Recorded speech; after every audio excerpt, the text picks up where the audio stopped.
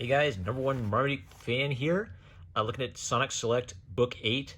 Like the other Sonic Selects, this is built around a theme rather than around any kind of like chronological order. So the theme of this one is Tails. Now, sometimes that means that they kind of like introduce a theme in one book, and then when they get to the other theme book, they'll jump backwards in time and then go forwards in time. Like there's almost always a pattern where the first few stories are from like the early 90s run of comics, and then you move forward in time through some of the weirder eras of the Archie Comics run.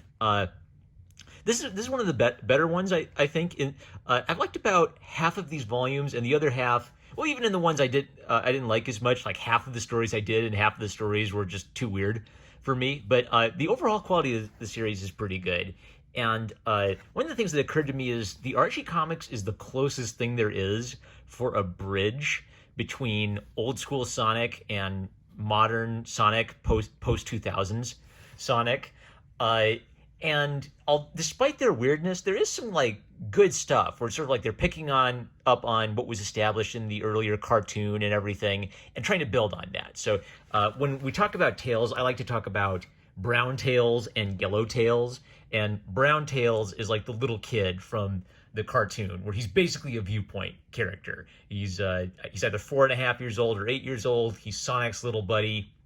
He's who the little toddler is supposed to identify with, while thinking that Sonic looks like this cool older teenager or cool older brother. One day I'll be like Sonic, but I could be like Tails and go with Sonic on all these adventures. Yellow Tails from the games is a lot more competent and more part of the core cast. So Brown Tails is a little kid. Yellow Tails is a bit more of like he's a genius and a mechanic, right? He starts filling a role on Sonic's team more consistently. And what's neat about this is this basically showed the bridge of Tails going from little kid to part of the one of the core adventures. I want to highlight a few things. So the script is by Mike Gallagher, and the pencils for this issue are by Dave Minnock, and I call this the old school style. It's very silly.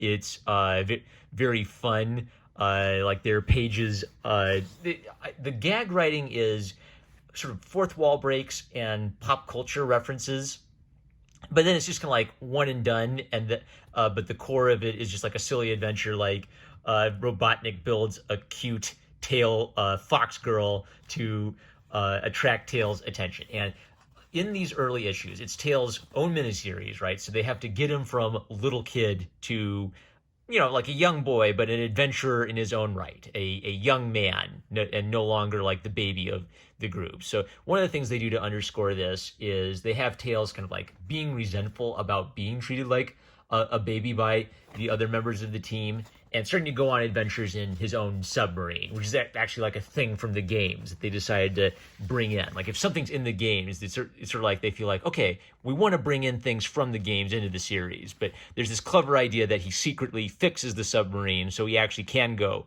on adventures, because none of the other, they gave it to him as like a toy, and they didn't think he could actually drive around in it. I highlighted this panel because this is just a great example of the sense of humor of these early books. Boo-hoo-hoo! Robotnik created the perfect woman, but forgot to waterproof her. Oh, what a cruel world.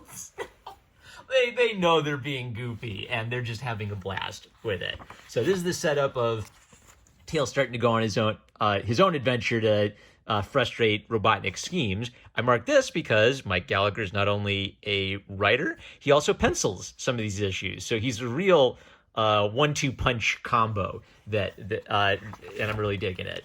Hopping forward to this, here's just like another example of just like really absurd, like little kids would dig this. Like it's canon. Dr. Robotnik knows Darth Vader. As my old friend Darth would say, I find your lack of faith disturbing. Yes, Star Wars is canon in the old Archie comics. This is great.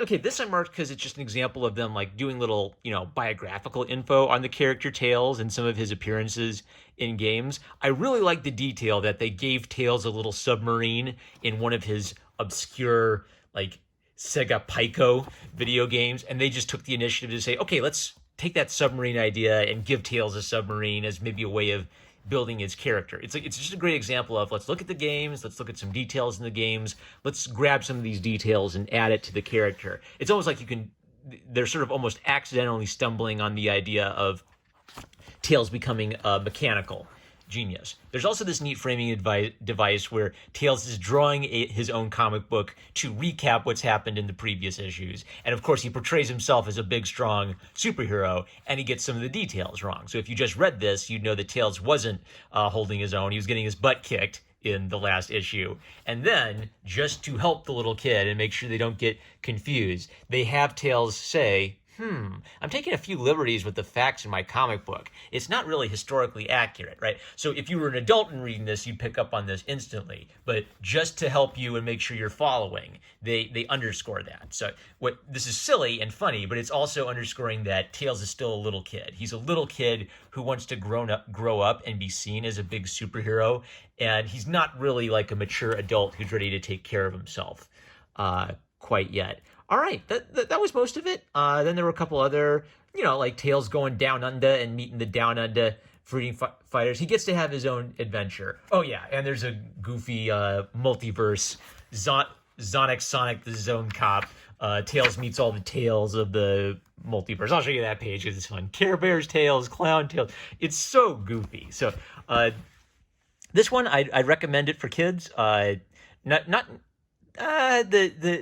modern like multi-universe one had a couple like complicated all this stuff happened details that don't get expounded upon, but most of it is centered on just like a really straightforward coming of age story for Tails. And what's neat is by the end of it, he feels a little bit more like a guy who can be a mechanic and sort of take on the tech role of, Sonic's the main hero, but Tails has their back when it comes to the machines. That's really neat. So it turns out that Brown Tails and Yellow Tails are the same character after all. Who knew? Who knew that Tails is Tails? Anyway, I'm a Normal Marmaduke fan. Love you guys. Catch you later.